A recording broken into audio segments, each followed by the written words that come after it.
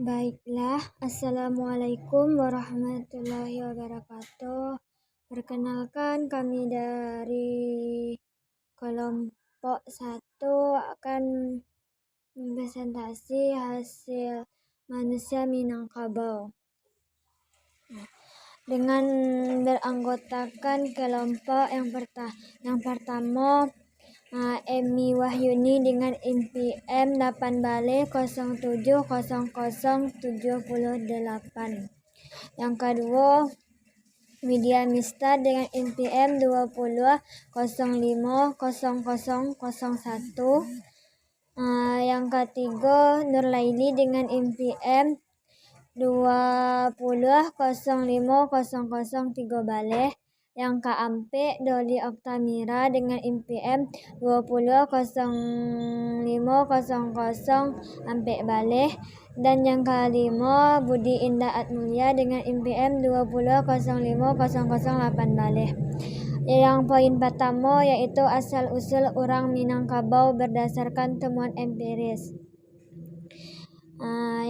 Nama Minangkabau sendiri berasal dari kata manang yang berarti menang dan kabau yang berarti kerbau.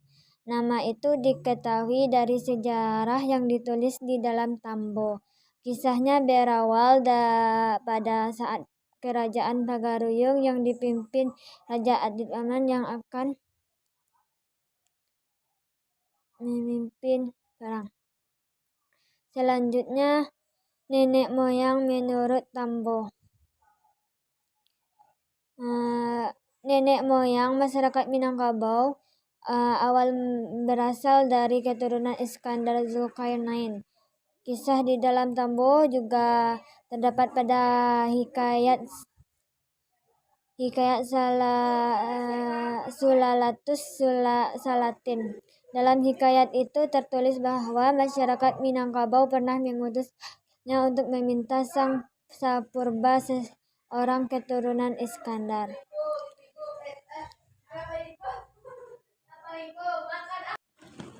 Assalamualaikum warahmatullahi wabarakatuh. Saya Emi Wahyuni, perwakilan dari kelompok, akan melanjutkan presentasi selanjutnya, yaitu mengenai macam-macam dan isi.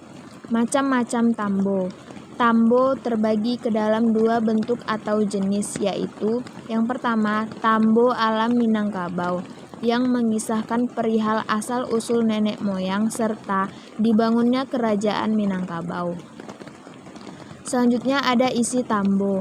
Tambo berisikan tentang seluk-beluk kebudayaan dan adat serta asal-usul masyarakat Minangkabau.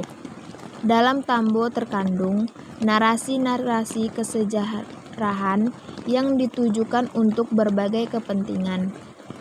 Pengisahannya tidak berbeda dengan tradisi-tradisi lisan lainnya, terutama kandungan cerita yang sukar dipertanggungjawabkan kebenarannya, karena sering bercampur dengan hal-hal yang tidak empiris. Ini jelas diuntungkan adalah asing dan asing, bahkan LPKAN mereka mengatakan bahwa ini ada hubungan dengan obor Cina dan Neo Jakarta 2025. Sekian pembacaan dari saya kembalikan kepada rekan saya untuk membaca selanjutnya. D. Agama.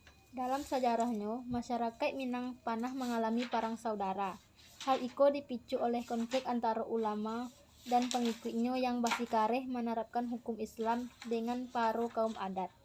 Perang tersebut kemudian dikenal dengan Perang Padri. Perang Padri adalah perang saudara pertama di saat itu mayoritas masyarakat Minangkabau memeluk agama Islam.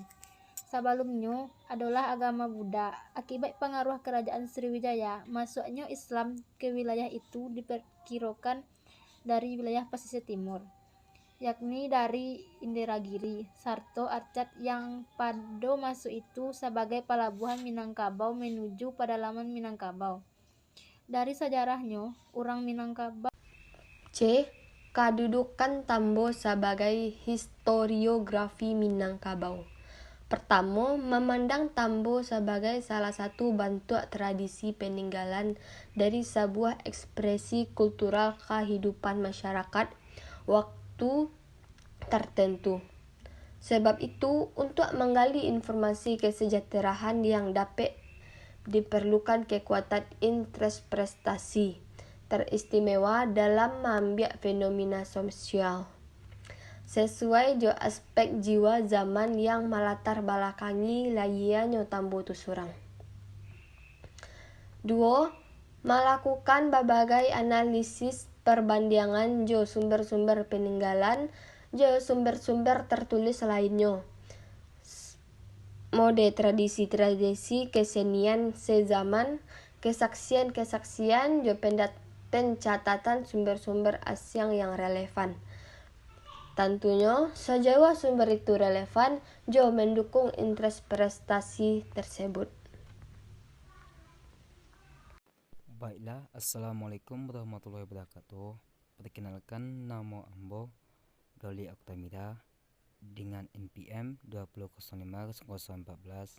Di siku, Ambo akan melanjutkan materi dari kelompok 1, yaitu identitas orang Minangkabau.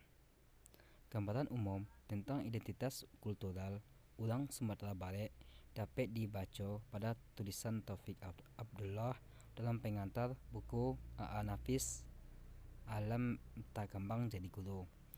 Adik kebudayaan Minangkabau Inyo menulis setelah revolusi pada tahun 1803 sampai 1837.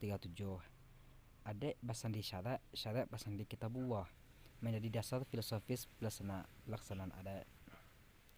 Artinya, orang Sumatera Barat dalam batasan tertentu ialah orang Minangkabau dan beragama Islam.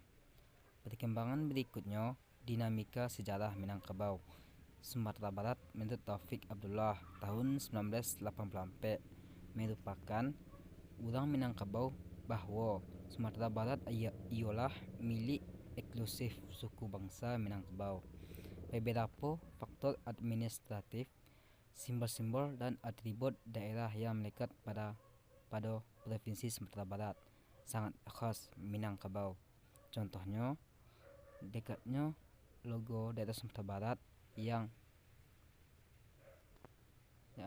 beberapa peristiwa di atas juga mencerminkan ekspresi kultural orang Sumatera Barat.